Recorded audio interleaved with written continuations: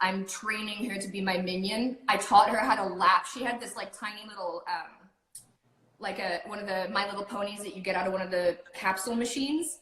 Oh, yeah. And she had it and she was playing with it. And she was like, do a magic trick with this. So I lapped it and she was like, and I taught her how to do it and she's still doing it and she does it really well. And I'm, yes, my minion, yes. Yes.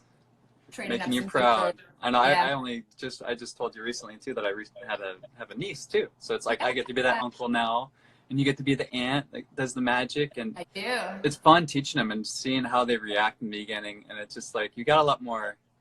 It's just a lot more fun. You don't really have to, be serious about it. Like they'll take it seriously as long as you're taking it seriously, right? And then they're like, let me try. Right, exactly. And I love it when kids see through your magic tricks that adults don't, because they think so linearly and they like guess what you did and you're like, what? Like nobody's ever busted me on that. So it's really fun to kind of see the different levels that kids think at. And I love that's good. Give me an example. We haven't talked about that on the show, so that'd be good to know. I mean, it's not really too much. It's just the way that they see the magic tricks differently, because I feel like adults, especially intelligent adults, will complicate the answer so much more. Right, exactly. And whereas kids, they think more A to B, so they're far more likely to kind of even understand what the actual process is, to an extent, obviously. But I feel like they're more likely to understand that kind of process and almost reverse engineer easier than adults, because we have so much more, we try to think of it as being so much more complicated.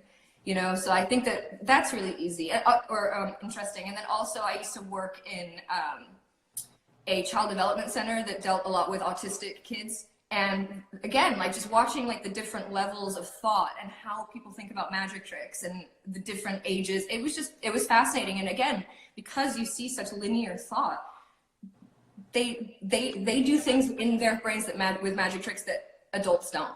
And it's fascinating to watch. I love it. I love doing magic for different kinds of people, not just the adults that you get doing the corporate gigs all the time. Yeah. I think in the beginning too, people may be like wary of doing magic for kids because they're like, oh, the kids, because they do see it straight away. And it's like, even when I do a trick for my cat, I'll just do like a false transfer. Like, she knows it's over here. Like she just kind of, I mean, sometimes if like I'm falling and paying attention, but I'll try to do it like good and not use my misdirection of my body. I'll just do the hands, and because they could smell and they're not like, it's got to be, if it's not there, then it's got to be over there. And I think that's how kids work too. It's like if it's not a hand, maybe it's something. But when you show both hands empty, they're kind of like, okay, where'd you put it? And they're not even like, oh, it's vanished. Exactly. They're like, where'd you put it? They're not thinking magically. Like adults are thinking magically. Like there's that. Isn't that wild? There's that little factor in that complicating factor that just throws adults off. Whereas kids, they know it's around. Like it's so funny how much magical thought adults do versus kids, and you'd think it was the opposite. Yeah. And it's just like you said, the more intellect, like the people are, the more complex they really are. So and in a way, they'll help you come up with other methods. I've gotten like so many new methods from like, oh, that's a good idea. That's possible, but no, I didn't do it that way. It's a lot easier than you thought. Right, and I think that's an important part of magic, is doing your magic to different kinds of people, not just kind of sticking to one kind of person. It's cool. Yeah, that's good. So you like perform for everybody. You're not going to be just a kids magician or adult magician. You want the whole variety. Well, actually, it's funny that you should mention that, because I don't actually like doing kids magic. I don't like going to kids parties and doing kids magic. What I like to do is, if there's a kid around, if there's like a kid of my friends or something like that, I love doing kind of like one-on-one magic with kids. Yeah. I'm very much I like kids, but I'm very much like a case-by-case basis with kids. Like I don't necessarily connect or get along with all of them. That's me, not them. So doing like kids magic is like a very like daunting thing, because I feel like you have to have a special something to do kids magic. Like I am so in awe of people who are kids magicians and do it really well, because I think that's among the hardest. You mean the crowd control alone Definitely, is like a whole nother level. I mean, it's one thing doing it for a room full of drunks. It's another thing doing it for a room full of 6-year-olds. Like they're a little bit analogous, but I think that you have to be a little bit better with your energy control with kids.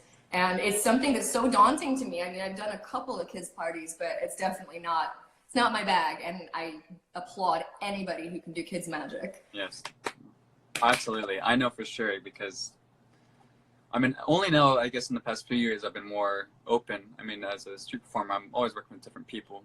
But I used to be like, no, I don't want to do kids shows. But now I'm doing them because it's like, yeah, you learn a lot from the kids, and they're gonna tell you straight up, like you said, and then they're just more straightforward. And then it really tests you, really puts you on the spot way differently on a different side of the spectrum as far as drunks, because you're like, they're adults, but when you're with the kids, they're like wild and free.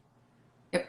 So you gotta actually bring out your wild and freeness too, and be like, it's a whole nother genre. Like the comedy aspect is a huge thing, and you know, and you especially, I find you especially interesting because you busk, like that is your jam. Like you are such a good busker. Like I remember running across you in Laguna Beach one time and just kind of standing in the back and just being blown away by how versatile you are. Like no matter what kind of spectator came up, you would kind of like bob and weave and adjust your show and adjust your patter. And I watched you for like a few sets and I was just so impressed because you are really good at delivering your magic to different levels of people. And yeah, I was so impressed with you.